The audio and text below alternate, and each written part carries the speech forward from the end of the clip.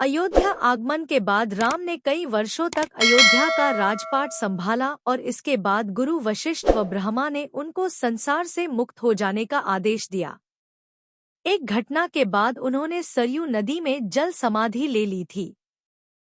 सरयू नदी में श्रीराम ने जल समाधि ले ली थी। अश्विन पूर्णिमा के दिन मर्यादा पुरुषोत्तम राम ने अयोध्या से सटे फैजाबाद शहर के सरयू किनारे जल समाधि लेकर महाप्रयाण किया।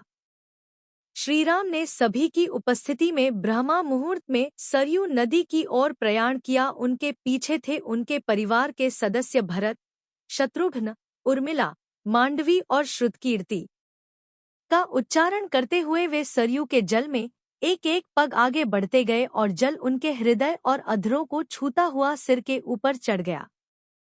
क्यों ली जल समाधि?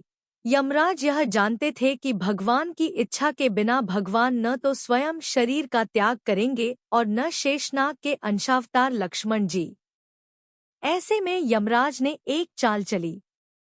एक दिन यमराज किसी विषय पर बात करने भगवान राम के पास आ पहुंचे। भगवान राम ने जब यमराज से आने का कारण पूछा तो यमराज ने कहा कि आपसे कुछ जरूरी बातें करनी है। भगवान राम यमराज को अपने कक्ष में ले गए। यमराज ने कहा कि मैं चाहता हूँ कि जब तक मेरी और आपकी बात हो उस बीच कोई इस कक्ष में नहीं आए।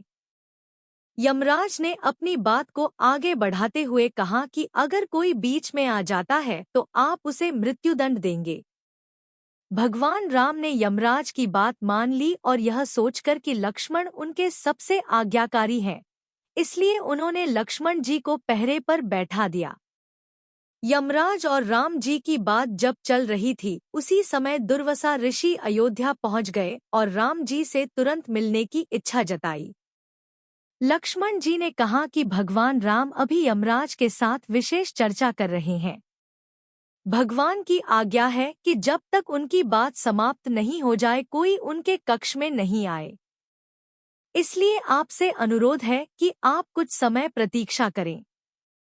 ऋषि दुर्वासा लक्ष्मण जी की बातों से क्रोधित हो गए और कहा कि अभी जाकर राम से कहो कि मैं उनसे मिलना चाहता हूँ, अन्यथा मैं पूरी अयोध्या को नष्ट होने का शाप दे दूंगा। लक्ष्मण जी ने सोचा कि उनके प्राणों से अधिक महत्व उनके राज्य और उसकी जनता का है, इसलिए अपने प्राणों का मोह छोड़कर लक्ष्मण जी भगवान राम के कक्ष में चले गए। भगवान राम लक्ष्मण को सामने देखकर हैरान और परेशान हो गए।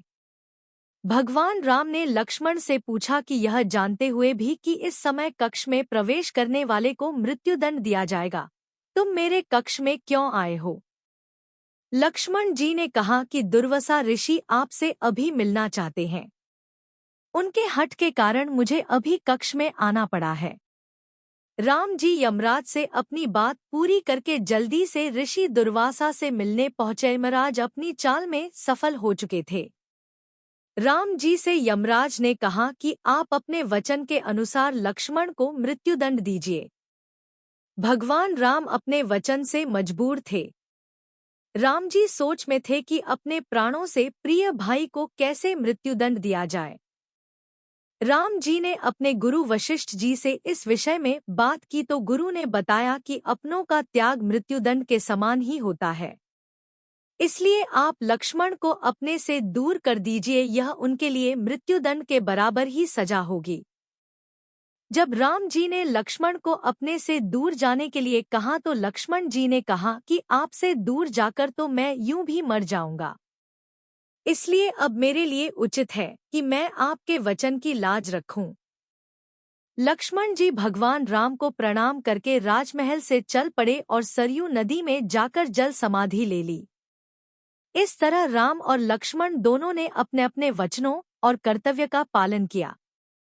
इसलिए कहते, रघुकुल रीति सदा चली आई, प्राण जाए पर वचन न जाई।